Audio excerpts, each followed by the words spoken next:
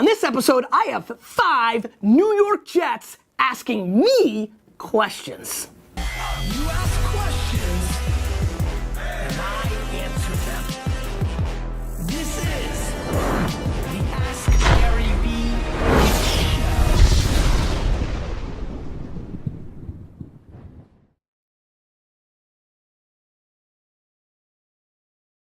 Hello everybody, this is Gary Vaynerchuk, and this is episode 138? 7 of the Ask Gary Vee Show. This is a very special show. D-Rock, why don't you go into the panoramic right now, editing of The Office. As you can tell, the Al Toon starting lineup jerseys, Don Maynard, Hall of Famer, Mr. Decker. You'll probably see the Mike Tyson stuff and some other random weird stuff, the Ali stuff, but very heavy New York Jet based office. This is AJ and I's office. We keep it pretty non-fancy.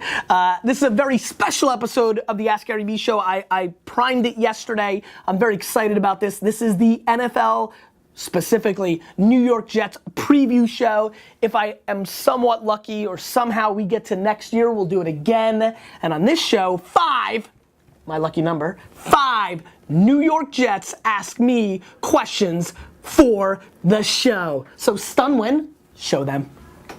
Don't be scared, Andrew. I don't want to block his. Stunwin, let's get into the JETS, Jets show. All right, ready? First one? Yep. Hey Gary, this is Ryan Fitzpatrick of the New York Jets. My I wanted quarterback. to ask you about franchises, specifically fast food chains, and the pros and cons of getting involved with that business. And the second part of that question, how much money does Chick-fil-A lose in being closed on Sundays? Thanks, look forward to your response.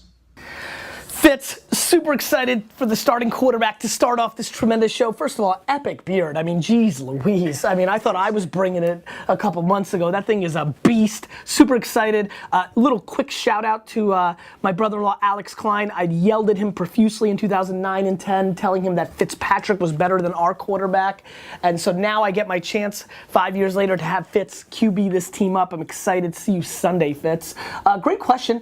You know, you expect that from a Harvard grad. I think the QSR business is really intriguing. Once dominated by, McDonald's, Burger King, a couple of other players, Wendy's, Pizza Hut, things of that nature. What we're seeing now is fast casual and a whole revolution, whether it's Shake Shack, Chipotle, different things of that nature, and then a bunch of sub-brands popping up everywhere. So many of my entrepreneurial friends are jumping into the space. Higher quality food, different marketing tactics.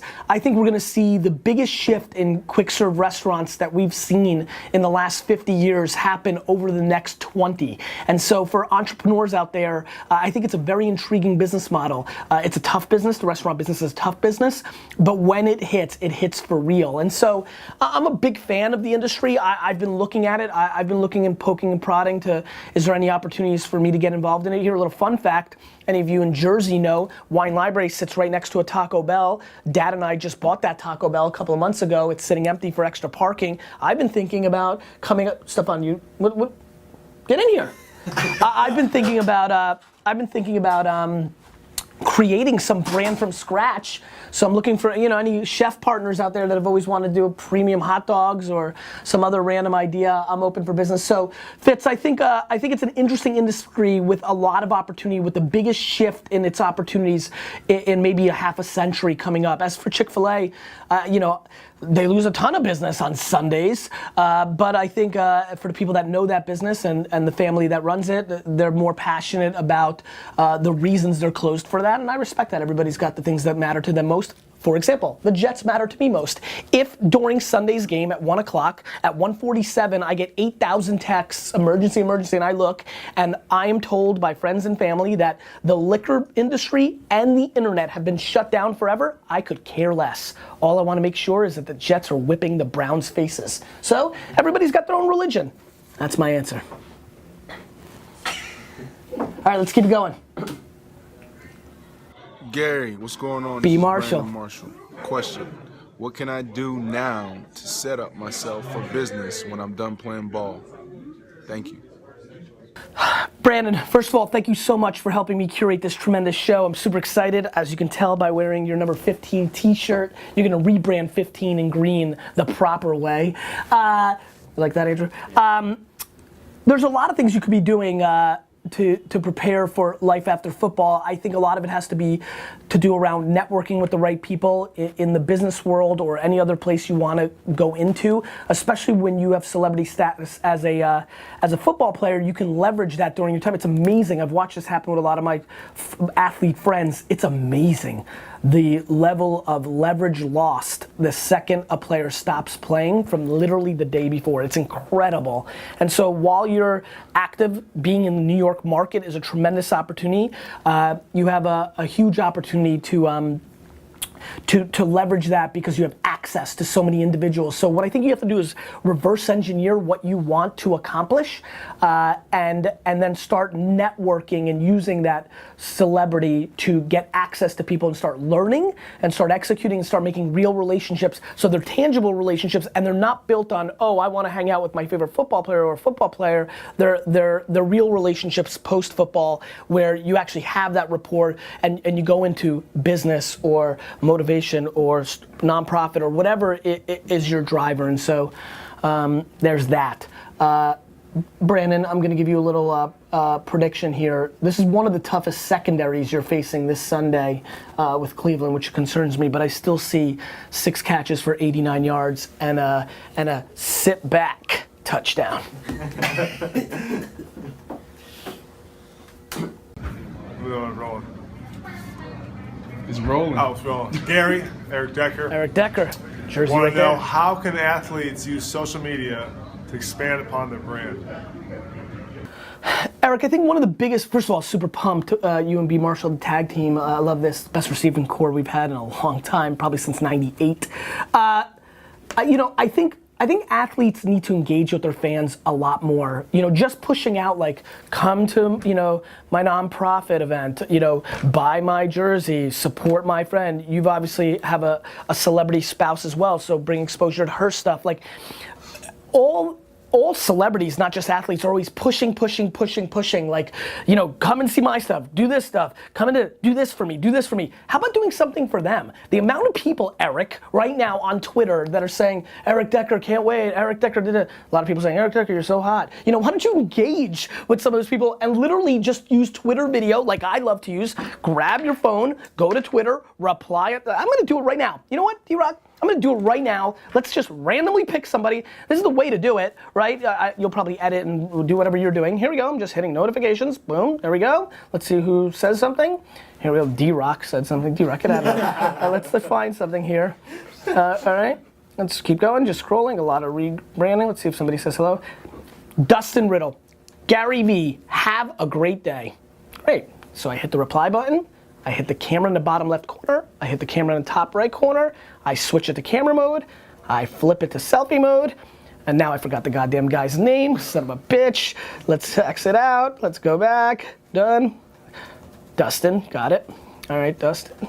Here we go. Here we go. Yeah, that's what happens when you do it live. Dustin, video, camera, first. Dustin, it's Gary V. I appreciate that, brother. I hope you have a wonderful, wonderful weekend. Thanks, man. And that's it. And now, I'm actually bringing value to Dustin. Eric, the amount of people that when you wave to them in the crowd or you throw them a glove or you say, hey, they go crazy. You can scale that. You can scale that on social and create real depth. Real depth. The amount of people that I've done those videos for and just engaged with and said, hey, that then the next day go out and buy jab, jab, jab, right hook. Or when Jason Glenn, number 58, special teamer, gave me some daps at a Jets-Patriots game when I was on the field and just said, hey, the next day I went and custom ordered his jersey at $100. That is what's happening. It's very easy for you to get into the trenches of Twitter at scale and engage with your fan base, and I highly, highly recommend that. Cool. Let's do it. Right. I'm good. Hey Gary, DeMario Davis, Double D. linebacker, New York Jets, number 56, aka Double D, coming at you. I got a question. When it comes to startup companies, is it better to use your own capital, raise money for it, or to take out a loan? Hit me back with an answer, please, sir. I love it. Demario, got a couple of fun facts for you. Number one, you may be 56 now, but you're looking at a human being, probably the only one who has a number 49 Demario Davis, because when you were drafted out of the third round by us, two funny things happened. One, I ordered your jersey immediately because I knew what Double D was gonna bring to the table, because I've got a story that you don't know, which is, I've got some friends in that team that I don't like as much called the Patriots. And when you were drafted in their draft room, they were really sad and scared, which excited me, because I knew Double D was gonna bring it to the New York Jets. You didn't know that, huh, Stefan? You didn't know that, Double D, but I did. Now let me answer your question. All three work. They all can work. Again, if you're asking for selfishly for you, if you've got some startup ideas, I think that raising money is the way to go because you can. It'll come to you easier. You have the leverage of your notoriety and things of that nature. And so that's the route. And really for a lot of people, if you're able to raise money, the terms of raising money are so attractive these days that you can mitigate a little bit of your risk without using your own money. And loan, you're on the hook and interest and things of that nature. So to me, it's raise money first, closely followed by using your own money, especially if you can afford it, and especially if you really believe in it. But the reason I think raising money instead of your own money is a little bit more attractive is because the people that you bring money from, there's dumb money and there's smart money. By bringing in smart money, people that write $50,000, $100,000 checks that happen to be in that business or that can happen to have leverage to get you your first 5 clients, right? If you've got a wine and spirits or social media startup, I'm a great investor because I've got clout in those worlds. So I've got my money on the line, right? And I'm gonna go use my power to bring opportunity for it. So smart money is really the most attractive. Then dumb money, just the money for the money, versus your own money becomes a debate based on your own financial situation. Third is the banks. Third. Last question. Nick. Hi Gary, this is Nick Folk from New York Kicker. Jets. I was just wondering, what are the few things I can do now to prepare for business after football? So, Nick, I think, similar to B. Marshall, there's a lot of networking aspects, but the other thing that I think you could be doing, especially during the offseason, let's talk about another thing real quick. Right now, we're very focused on the Browns and the season. Guys, all of you, let's not worry about these answers. We can focus on that in February, March, and April. Let's get really focused on football. But, I got your back, Coach Bowles. But, Nick, I think one of the things that you can do is start becoming a practitioner and an executor in the place that you're passionate about. You're gonna kick out of football at some point, and what's gonna happen is you're gonna wanna go and do something. Being good at that actually matters, right? Like if you're passionate about music or you wanna start a music app, downloading all the music apps, reading about music apps, engaging with people and talking to them about music apps. To me, the advice here, and for everybody who's watching in the Vayner Nation is, listen, way too many people want to be something versus actually putting in the work to be a practitioner for it. And a lot of you are jumping into things by raising money, by quitting your jobs, by putting your other asset, the one you have the most, which is your time between 7 p.m. and 2 in the morning, into something without prepping for it. The amount of people that are jumping into the cold pool of business without warming up, right? The amount of people just hitting the court without stretching. The amount of people that are just jumping into business, doing no prep work. By the time I was 22 years old to run my dad's business, I'd done 8 years of real prep work, right? By the time I started VaynerMedia, this thing, it's not winning by accident. It's winning because 2006 to 3-4 years of just being a social media personality and practitioner, 15 years of being business, like I put in the work. You can't run a marathon cold. All 5 of these phenomenal athletes, they didn't just roll out of bed, this Sunday morning coming up and play. They've been in mini camp. They've been in training camp. They've been prepping. They've been studying the film. I hope you guys are studying the film. They've been getting ready for this game. And so way too many of you entrepreneurs, and Nick, the thing that way too many athletes take for granted, and celebrities and other people that transition to other things, is like, cool, you just think because you were a great kicker in the NFL, you're gonna be a great entrepreneur. It's just not how it works. You've got to put in the work. And so I would say to you, and this is why I broke up you and Brandon's questions, similar points of view, Brandon, And Nick, it's about not only networking and having relationships, but then you've got to be able to bring tangible skills to the table. And so that's what I would be doing, Nick. Now, getting deeper into your studies on the thing that you want to be doing post NFL.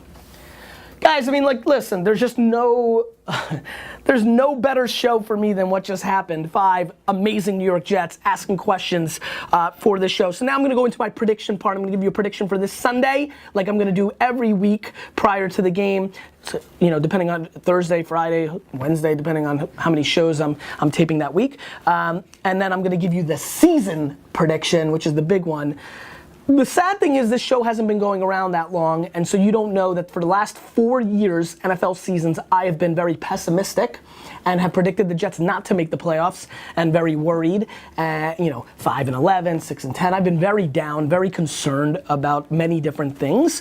And so a lot of you don't know that I'm not normally, it's the one place where I'm not a true optimist. You know, it's been 33 years of tough pain being a Jets fan, and so, however, I have newfound light for this season. I'm very excited.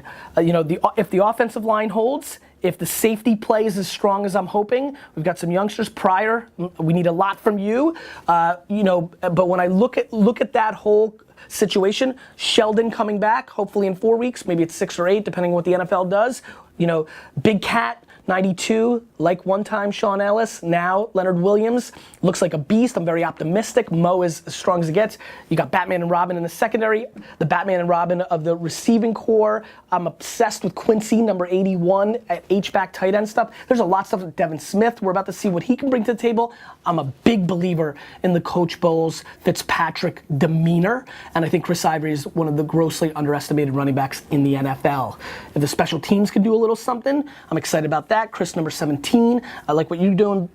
And so, I think that the New York Jets are gonna go 10-6. And here's why.